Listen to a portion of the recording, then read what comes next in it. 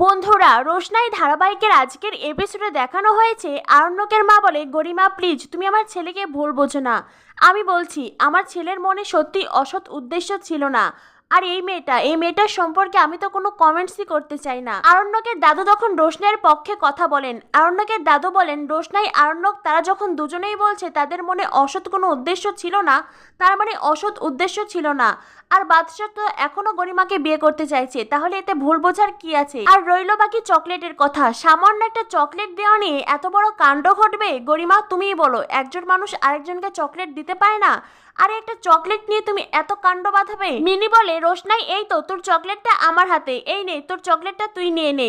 রোশনাই তখন চকলেটটা টেবিলের উপর রেখে বলে, এই চকলেট আমার আর প্রয়োজন নেই। আরণ্যক রোশনাইকে বলে, রোশনাই প্লিজ তুমি ওটা নাও, আমি তোমাকে চকলেটটা দিয়েছি, তুমি যদি এখন ওটা না নাও তাহলে আমাকে অপমান করা হবে। এরা যে কথাগুলো বলছে, যেটা মিন করছে সেটা সত্যি হয়ে যাবে। রোশনাই প্লিজ তুমি চকলেটটা নাও। আর হ্যাঁ, তোমাদেরকে বলছি, রোশনাই আমাকে একটা গল্প বলেছিল। ও বলেছিল ছোটবেলায় ইঞ্জেকশন নিতে ভয় পেলে ওর মাকে চকলেট দিয়ে ভোলাতো, আর সেই জন্য ইঞ্জেকশন শেষে আমি ওকে একটা চকলেট দিয়েছি। মিনির জন্য তো আমি সবসময় চকলেট নিজের পকেটে রাখি, আর সেটাই আমি রোশনাইকে দিয়েছি, এতে আমি ভুল কি করেছি? আরণ্যকের মা রোশনাইকে বলেন, রোশনাই তোমার যদি এতটাই চকলেট খেতে ইচ্ছে করছিল তুমি আমাকে বলতে পারতে। রোশনাই বলে, মেজমা আমি ওনাকে চকলেটের কথা বলিনি, আমি কেনই বা ওনাকে চকলেটের কথা বলবো? আমি তো একটা ঘটনার রেফারেন্স দিয়েছি মাত্র। আর তাতে যে উনি আমাকে পকেট থেকে চকলেট বের করে দেবেন সেটা কি আমার জানা ছিল নাকি? আর ওনার পকেটে যে মিনির জন্য আগে থেকেই চকলেট ছিল আমি তো সেটাও জানতাম না, আর আমার জানার কথাও না। তাহলে এখানে আমার দোষটা কোথায়? আরণ্যকের বাবা গরিমাকে বলে, গরিমা তুমি প্লিজ ভুল বোঝো না, এভাবে সম্পর্কটা শেষ করে দিও না। এরপরে সুরঙ্গমাকে বলে, মিসেস চ্যাটার্জি আমি আপনাকে বলছি, আপনি প্লিজ গরিমাকে বোঝান। সুরঙ্গমা বলে, আমি কি বোঝাবো?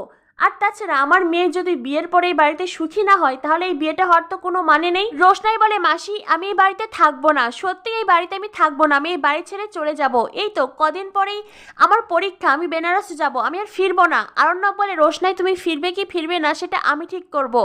গরিমা অপছন্দ করছে, মিথ্যে জেদ করছে বলে যে তোমাকে নিজের জীবন শেষ করে দিতে হবে, বেনারস গিয়ে ওই রাজেশের খপ্পরে পড়তে হবে, সেটা আমি কিছুতেই চাই না।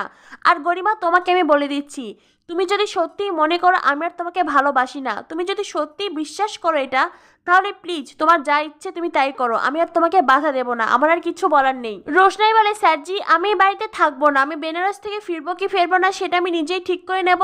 ছোট বলে, রোশনাই অহেতুক জেদ কেন করছো? হ্যাঁ তুমি এ বাড়িতে নাই থাকতে পারো, তাই বলে তোমাকে বেনারসে গিয়ে থাকতে হবে ওই রাজেশের কাছে সেটা তো না। তুমি অন্য শহরে থাকবে যেখানে তোমাকে নজরবন্দি করার কেউ নেই, প্রয়োজন পড়লে এই কলকাতা শহরেই থাকবে, এই কলকাতা শহর তো আর কারো কেনা নয়। তুমি বাড়ি ভাড়া করে থাকবে, নিজের কাজ করবে, নিজের পায়ে দাঁড়াবে। কিন্তু হ্যাঁ রোশনাই, তুমি কখনো নিজের ক্ষতি করো না। রোশনাই আরণ্যককে বলে, স্যারজি আপনি এখন এখানে দাঁড়িয়ে থাকবেন, প্লিজ আপনি গরিমা দিদিকে সরি বলুন, আপনি একটা সরি বললেই সবকিছু ঠিক হয়ে যাবে। আরণ্যক রোশনাইয়ের কথা রাখতেই গরিমার দিকে তাকায়। আরণ্যক গরিমাকে বলে, গরিমা আমি যদি তোমাকে হার্ট করে থাকি তাহলে আমি সরি, তবে হ্যাঁ আমার মনে কোনো অসৎ উদ্দেশ্য ছিল না, আমি যা করেছি সাধারণ স্বাভাবিকভাবেই করেছি। আমি তোমাকে অনেক ভালোবাসি Garima, I love you so much. গরিমাও বলে, I love you too Aranya. Aranyak তখন রোশনের দিকে তাকিয়ে আবারও গরিমাকে আই লাভ ইউ বলে। গরিমা আরণ্যককে জড়িয়ে ধরে, আর রোশনাই তখন ওখান থেকে চলে আসে। আরণ্যক রোশনাইয়ের চলে যাওয়ার দিকে তাকিয়ে থাকে। এরপরে দেখা যায় মিষ্টু এসে গরিমাকে প্ল্যানিং এর কথা বলে, কিন্তু গরিমার মুড অফ। জাহ্নবী বলে, গরিমা প্লিজ তুমি আর মুড অফ করে থেকো না। আরণ্যকের মা বলেন, গরিমা আমি তোমার ছেলেকে চিনি, তুমি ওকে প্লিজ ভুল বোঝো না। জাহ্নবী তখন বলেন, কিন্তু মেজমা এটাও ঠিক, কোনো না কোনো টান তো আছেই। আরণ্যকের মা তখন জাহ্নবীকে বলে, যত ঘোর সব তো তুমিই পাকিয়েছো। জাহ্নবী বলে, মেজমা তুমি আমাকে এই কথা বললে? আরণ্যকের মা বলেন, হ্যাঁ তুমি তো ঘোট পাকিয়েছো, মানছি তুমি বাদশাকে রোশনের ঘরে যেতে দেখেছো, তোমরাও সেখানে গিয়েছো, ছবি তুলেছো, সেটা আমাকে না জানিয়ে তুমি গরিমাকে কেন জানালে? গরিমা বলে, আন্টি জাহ্নবীদি যদি আমাকে না জানাতো তাহলে তো আমি জানতে পারতাম না। আরণ্যকের মা বলেন, কিন্তু বিষয়টা অন্যভাবে উপস্থাপন করা হয়েছে যাতে করে তুমি ভুল বুঝেছো, একটা অশান্তির সৃষ্টি হয়েছে। জাহ্নবী বলে, আমি আর কখনো এমনটা করবো না মেজমা। জাহ্নবীকে দু চারটে কথা শুনিয়ে দেয় আরণ্যকের মা। এরপরেই জাহ্নবী রোশনাইকে ডাকে, আর রোশনাইকে আরণ্যকের মা বলেন এই বাড়িঘর সবকিছু পরিষ্কার করে গুছিয়ে রাখতে, আরণ্যকের জন্মদিন, তাই তার জন্মদিনের পার্টি অ্যারেঞ্জ করা হয়েছে। জাহ্নবী বলে, আর হ্যাঁ এটা কিন্তু সারপ্রাইজ পার্টি, এটা বাদশাকে একদম বলবে না, সবকিছু নিজের কাছেই রাখবে। আগামী এপিসোডে দেখানো হয় পার্টিতে গরিমা আরণ্যকের জন্য অপেক্ষা করে, কিন্তু অফিসে ফোন করে জানতে পারে আরণ্যক বিকেল 5টাতেই বেরিয়ে পড়েছে। তাহলে এত রাত অবধি আরণ্যক কোথায় আছে? এদিকে দেখা যায় ঝড় বৃষ্টিতে আরণ্যক রোশনাই আটকা পড়েছে। আর তখনই জোরে বিদ্যুৎ চমকালে রোশনাই ছুটে গিয়ে আরণ্যককে জড়িয়ে ধরে। রোশনাই আরণ্যক একে অপরের অনেকটা কাছাকাছি চলে আসে। তো বন্ধুরা, জমে উঠেছে রোশনাই ধারাবাহিক, কি হতে চলেছে আগামী পর্বে। পরবর্তী আপডেট পেতে আমাদের সাথেই থাকো। ধন্যবাদ সবাইকে।